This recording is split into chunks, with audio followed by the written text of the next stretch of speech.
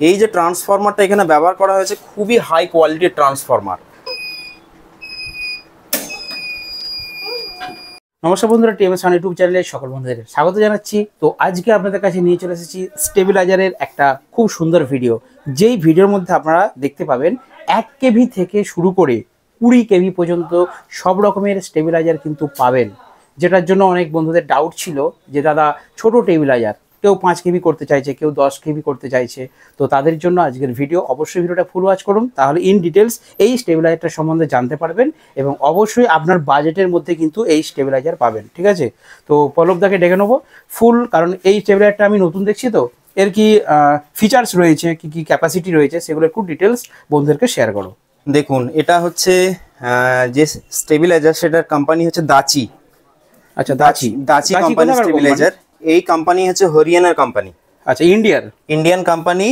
এদের manufacturing unit আছে হরিয়ানাতে, আর এদের অফিস আছে দিল্লিতে। আচ্ছা, অল ওভার ইন্ডিয়াতে এদের ডিলার নেটওয়ার্ক আছে। ঠিক আছে, তো আমি এটা হচ্ছে 15 কেভি একটা স্টেবিলাইজার। এখানে দেখুন লেখা আছে, এর মডেল নাম্বার হচ্ছে RPS 15130PF। আচ্ছা, ঠিক আছে, মাইক্রো কন্ট্রোলড ভোল্টেজ স্টেবিলাইজার। আচ্ছা, এর ক্যাপাসিটি 15 কেভিএ। এর ইনপুট ভোল্টেজ হচ্ছে 130 ভোল্ট টু 280 ভোল্ট, মানে 130 ভোল্ট থেকে 280 ভোল্ট পর্যন্ত এটা কাজ করবে। আচ্ছা, এটার আউটপুট ভোল্টেজ হবে 200 ভোল্ট থেকে 250 ভোল্ট পর্যন্ত। ঠিক আছে, ইনপুট ভোল্টেজ 130 ভোল্টেজ। এর মানে হলো যে আমার ইনপুট ভোল্টেজ যদি 130 ভোল্ট থাকে, তখনও কিন্তু এই স্টেবিলাইজারটা থেকে আমি স্টেপ আপ করে ভোল্টেজটা বাড়িয়ে কোনো ডিজে ইকুইপমেন্ট এর মধ্যে ইউজ করতে পারবো। ঠিক আছে, ঠিক আছে। আর এখানে একটা জিনিস লেখা আছে, দেখুন, 100% কপার। একদম 100% কপার, মানে এই ফুললি কপারে। হ্যাঁ, এর মধ্যে যে ট্রান্সফরমারটা আছে সেটা হচ্ছে ফুললি কপারে। আর এখানে দেখুন একটা বারকোড দেয়া আছে।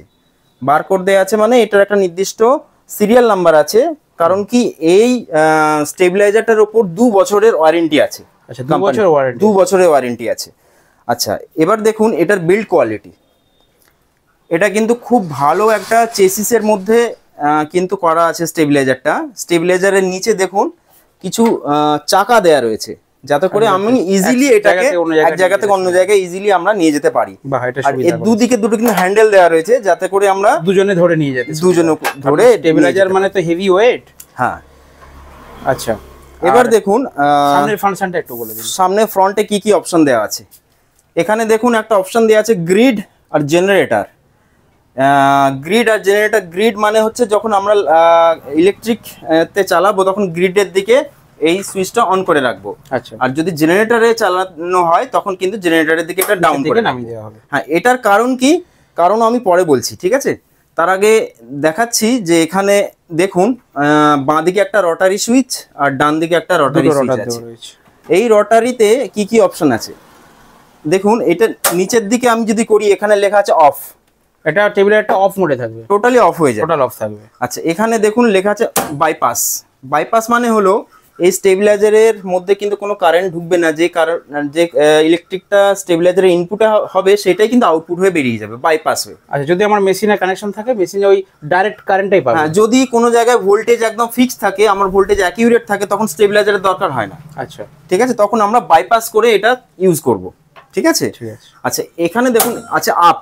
আপ মানে হলো যে এই রটারিটা যদি আমি এবার উপরের দিকে তুলি, যখন ভোল্টেজ কম থাকবে আপে দিয়ে, আপে মানে ভোল্টেজটা আস্তে আস্তে বাড়াবো। আমি এটাকে ইলেকট্রিক দিয়ে আমি অন করে দেখাচ্ছি। আচ্ছা, তবু এর ব্যাক সাইডটা দেখিয়ে দিই, তারপর ব্যাক সাইডটা পুরো রিভিউ করে দেওয়া হবে কি কি আছে। দেখুন, এখানে একটা এমসিবি দেওয়া আছে।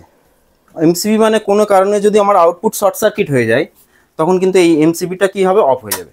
আচ্ছা, অটোমেটিক্যালি অফ। খুব ভালো করেছে। ঠিক আছে, সেটাকে অন করতে হবে। এখানে দেখুন একটা ইনপুট দেওয়া আছে। এই ইনপুটে আপনার দেওয়া আছে আর্থ, নিউট্রাল আর লাইভ, 3টে অপশান।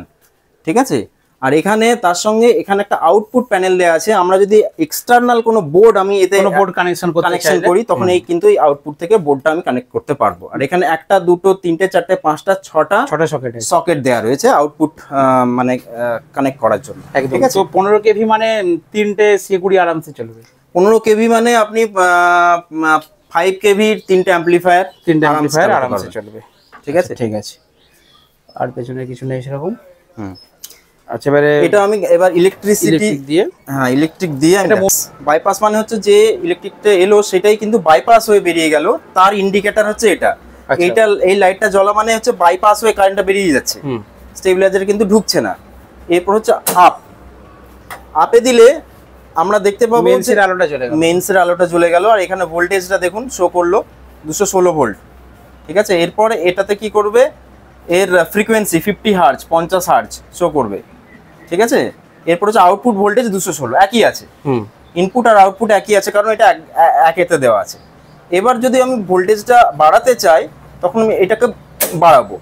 ঠিক আছে, এক ঘাট বাড়ালাম, এখানে ভোল্টেজ আপনার আউটপুট ভোল্টেজ 228 হলো, 216 থেকে 228 হলো। একটু বাড়ানো, ঠিক আছে, বার্জার আছে তো, হ্যাঁ বার্জার আছে। আর একটু বাড়ালাম, দেখুন বার্জার এখানে কিন্তু সাইন দিচ্ছে, তার মানে আউটপুট ভোল্টেজ কত গিয়ে দাঁড়ালো, আউটপুট ভোল্টেজ দাঁড়ালো আপনার আউটপুট ভোল্টেজ 242, একদম বেশি। তার মানে হ্যাঁ বেশি মানে ভোল্টেজ 242 আছে, তার মানে হাই ভোল্টেজ আছে। ঠিক আছে, তার মানে আমাকে বলছে যে ভোল্টেজ একটু কমিয়ে নিতে। তারপরেও যদি আমি এটাকে বাড়াতে থাকি তাহলে দেখুন এখানে কিন্তু কাট হয়ে গেল। এটা কিন্তু অটো কাট ট্রান্সফরমার, মানে আমার যে অ্যাম্পলিফায়ার কানেকশন থাকবে সেগুলো টোটালি অফ হয়ে গেল, তার যদি বেড়ে যায়। তার মানে কি হলো, হাই ভোল্টেজে কিন্তু সবকিছু জিনিস আমার প্রোটেকশনে থাকলো, ডিসকানেক্ট হয়ে যাচ্ছে। দেখুন আপনারা দেখতে পেলেন যে হাই ভোল্টেজে কি হলো না, অটো কাট হয়ে গেল। এর মানে হলো কি, যতগুলো আমার অ্যাম্পলিফায়ার বা যতগুলো মেশিন এর সঙ্গে কানেক্টেড থাকবে সব কিন্তু অফ হয়ে যাবে, ডিসকানেক্ট হয়ে যাবে একদম। তাহলে কি হলো, আমার প্রোটেকশনটা পেলাম, হাই ভোল্টেজ। তার মানে কি, হঠাৎ করে যখন ইলেকট্রিক বেড়ে যাচ্ছে, চালাতে চালাতে আমার হাই হয়তো 240 এ আমি অ্যাকুরেট বেড়ে হয়তো মেশিনগুলোকে চালাচ্ছি, হঠাৎ করে ইলেকট্রিকটা বেড়ে গেল, তখন কিন্তু এটা ডিসকানেক্ট হয়ে যাবে। বার্জার দেওয়ার পর ডিসকানেক্ট। আরেকটা ব্যাপার হচ্ছে, অনেক সময় কি হয়, ডবল ফেজের ভোল্টেজ চলে আসে, নিউট্রাল ফেল হয়। হ্যাঁ, ওটা হয়, কিন্তু হয়, তার জন্য কি কিন্তু অনেক অ্যাম্পলিফায়ার পুড়ে যায়, বিভিন্ন রকম সমস্যা হয়। তখন কিন্তু এই মানে এই স্টেবিলাইজারটা থাকলে তখনও কিন্তু এটা অফ করে দেবে আউটপুট, সেক্ষেত্রে অফ হয়ে যাবে। তার মানে অ্যাম্পলিফায়ার বা অন্যান্য জিনিসপত্র কিন্তু পোড়ার চান্স অনেক কমে গেল একদম। ঠিক আছে, এইবার আরেকটা জিনিস আমি আপনাদেরকে দেখাচ্ছি, সেটা হচ্ছে যে ডাউনটা কিভাবে কাজ করে। দেখো এই ডাউনটা কিন্তু একটু আলাদা মোড আছে। ডাউন করে দিলাম মানে এ সঙ্গে সঙ্গে ডাউন করে 174 করে দিল। ঠিক আছে, মানে 216 ভোল্টেজ 216 ছিল, সেখান থেকে 174 ভোল্ট করে দিল। ঠিক আছে, তার মানে ডাউন করে দিল। এবার আমার কতটা ভোল্টেজ লাগবে সেটাকে আমি এখান থেকে অ্যাডজাস্ট করতে পারবো। 184 184 হলো। আচ্ছা, এরপর হলো এটার ভোল্টেজ, আউটপুট ভোল্টেজ হচ্ছে 196। এভাবে আস্তে আস্তে আচ্ছা, অন্যান্য স্টেবিলাইজারে যেমন ডাউনে আমরা যদি 1 2 3 করে তুলি সেক্ষেত্রে ভোল্টেজটা কমে যায়। এটা হচ্ছে ডাউন মানে একদম কম থেকে আমি আস্তে আস্তে মেজারমেন্ট করে বাড়াতে পারবো। মানে এই রোটারিটা মানে সব সময় এই আপ করবে ভোল্টেজ, সব সময় আপ, ডাউনটাকেও আপ করবে আর আপটাকেও আপ করবে। হ্যাঁ একদম বুঝতে পেরেছি। ঠিক আছে। আচ্ছা, এইবার আমি এই ট্রান্সফরমারটার বিল্ড কোয়ালিটি সম্পর্কে কিছু ইনফরমেশন দেব। ঠিক আছে, এর ইন্টারনাল যে ইন্টারনাল পার্টস কিরকম ইউজ করেছে কোম্পানি সেই ব্যাপারে আমি আপনাদেরকে এটা খুলে দেখাচ্ছি। দেখুন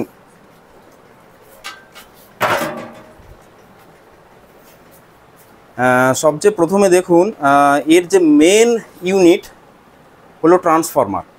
এই যে ট্রান্সফরমারটা এখানে ব্যবহার করা হয়েছে খুবই হাই কোয়ালিটির ট্রান্সফরমার। আর এর যে কোরটা রয়েছে সেটা কিন্তু হোয়াইট কোর। আচ্ছা, ঠিক আছে, হোয়াইট কোর ট্রান্সফরমার, কিন্তু এর লোড ক্যাপাসিটি অন্য ট্রান্সফরমার থেকে অনেক বেশি হয়। ঠিক আছে, মার্কেটে দেখবেন বেশিরভাগ ট্রান্সফরমার পাওয়া যায় কি ব্ল্যাক কোর, আর হচ্ছে আপনার যেটা হচ্ছে সেকেন্ড হ্যান্ড মানে ইউজড কোর ব্যবহার করা হয়। ঠিক আছে, বা আগে ট্রান্সফরমার ব্যবহার করা হতো সেই কোর নিয়ে ট্রান্সফরমার তৈরি করা হয়। তার যে লোড ক্যাপাসিটি হবে তার থেকে লোড ক্যাপাসিটি অনেক বেশি হবে। ঠিক আছে, এর ট্রান্সফরমারটার সাইজটা দেখুন। আচ্ছা, এতে ব্যবহার করা যে তারগুলো দেখুন কত মোটা তার ইউজ করা হয়েছে, হেভি গেজের তার দিয়ে ওয়্যারিং করা হয়েছে। ঠিক আছে, প্লাস হচ্ছে এর রটারি সুইচটার কোয়ালিটিটা দেখুন। আপনি এখানে ওয়্যারটা দেখতে পাবেন, এর টোটালি 100% কপার ওয়্যার ব্যবহার করা হয়েছে। একটা খুব হাই কোয়ালিটির কিন্তু রিলে ব্যবহার করা হয়েছে, অনেক বেশি অ্যাম্পিয়ার ক্যারি করতে পারে সেরকম রিলে ব্যবহার করা হয়েছে। আর এখানে দেখুন একটা এমসিবি ব্যবহার করা হয়েছে, যেটাও কিন্তু অনেক হাই অ্যাম্পিয়ার ক্যারি করতে পারে, অনেক হাই ওয়াটেজ নিতে পারে, সেই রকম একটা কিন্তু এমসিবি ব্যবহার করা হয়েছে। ঠিক আছে, এখানে মাইক্রো প্রসেসর দিয়ে টোটালি ভোল্টেজটা কন্ট্রোল করা হচ্ছে। আর এখানে আউটপুটে যে সকেটগুলো ব্যবহার করা হচ্ছে সেইগুলোর একটু কোয়ালিটি দেখুন, খুব ভালো কোয়ালিটির কিন্তু পার্টস দিয়ে এটা তৈরি করা হয়েছে। কারণ কি এটা খুব ভালো একটা রেপুটেটেড কোম্পানি তৈরি, দাচি। ঠিক আছে, ঠিক আছে। আর এটা যে মানে লোহার কেস, এটা তো অরিজিনাল। এটা যদি কেউ কাঠের বাক্সর মধ্যে রাখতে চায় সেভাবে কি এগুলো হয়? হ্যাঁ, এটা কাঠের ফ্লাইট কেসও করতে পারে। তবে একটা জিনিস, একটা ইনফরমেশন আপনাকে দিই, সেটা হচ্ছে অনেকে কি করে কাঠের বাক্সের মধ্যে হচ্ছে ট্রান্সফরমারটাকে রেখে দেয়। তখন কি হয় না, একটা ট্রান্সফরমার মধ্যে যখন কারেন্ট যায় তখন সেটা কিন্তু একটা ম্যাগনেটিক ফিল্ড তৈরি করে। ঠিক আছে, এই ম্যাগনেটিক ফিল্ডটা কি করে না, যে কোনো অডিও ডিভাইস যদি থাকে তাকে কিন্তু এফেক্ট করে। যদি আমি একটা কাঠের বাক্সের মধ্যে শুধু ট্রান্সফরমারটা ভরে দিই তাহলে কিন্তু এর ম্যাগনেটিক ফিল্ড বাইরে বেরিয়ে যাবে। তার উপরে যদি একটা মিক্সার রাখি বা কোনো একটা প্রসেসর রাখি তাতে কিন্তু একটা হামিং আসার চান্স থাকবে। কিন্তু এক্ষেত্রে কি হচ্ছে, যেহেতু এটা লোহার একটা ক্যাবিনেটের ভিতর ভরা আছে, লোহার ক্যাবিনেট ভেদ করে কিন্তু ম্যাগনেটিক ফিল্ড বাইরে বেরোতে পারে না। তার জন্য কি হচ্ছে, কোনো রকম হামিং এই ট্রান্সফরমারটার জন্য কিন্তু সাউন্ড আমরা পাবো। হ্যাঁ, অনেকে কি করে আমাদের ডিএ সেটআপে স্টেবিলাইজারের উপরে অ্যাম্পলিফায়ার পরপর সাজিয়ে যায়। হ্যাঁ, তো সেক্ষেত্রে লোহার বডি থাকলেই সুবিধা, লোহার বডি থাকলে সবথেকে সুবিধা। হ্যাঁ, আচ্ছা, ঠিক আছে। তো এবারে আসি ডাচির এই যে স্টেবিলাইজার, এটা আমরা আজকে 15 কেভি রিভিউ করলাম। 15 কেভি। তো এর ছোট থেকে বড় সব রকমেরই হয় নাকি? হ্যাঁ, 1 কেভি থেকে স্টার্ট করে একদম 20 কেভি পর্যন্ত হয়। অর্থাৎ যে সমস্ত বন্ধুদের যদি প্রয়োজন হয় এই স্টেবিলাইজার, আপনারা দাদার নাম্বার এবং আমার নাম্বার ডেসক্রিপশনে থাকছে, ফোন করে অর্ডার দিলে পেয়ে যাবে। অবশ্যই পাবেন। একদম ছোট, অনেক বন্ধুরাই চাইছিলেন যে ছোট, যাদের ছোটখাটো সেটআপ আছে, দুটো হয়তো মেশিন, ঠিক আছে, দুটো হয়তো 1000-এর মেশিন আছে, তো 2 কেভি, কারো 5 কেভি দরকার, সব রকমের সেই ক্ষেত্রে আপনারা ফোন করে অর্ডার করবেন। অর্ডার করলে পেয়ে যাবেন। আর দাম আপনাদের যাদের প্রয়োজন তারা ফোন করলে তাদেরকে আমরা ফোনে দাম শেয়ার করবো, ঠিক আছে? কারণ দাম বলার নিয়ে অনেক সমস্যা, আমরা এই ভিডিওর মধ্যে দাম বলছি, অনেকে খারাপ কমেন্ট করছে। না, মেইন ব্যাপার কি বলুন তো, ভিডিওর মধ্যে দাম বললে হয়তো আজকে এই ভিডিওটা ছাড়া হলো, হ্যাঁ সেটা একটা ম্যাটার, আবার 1 বছর পর সেই ভিডিওটা দেখে দাদা আপনি তো এই দাম বলেছেন, এখন এই দাম তো আপনি বলছেন না।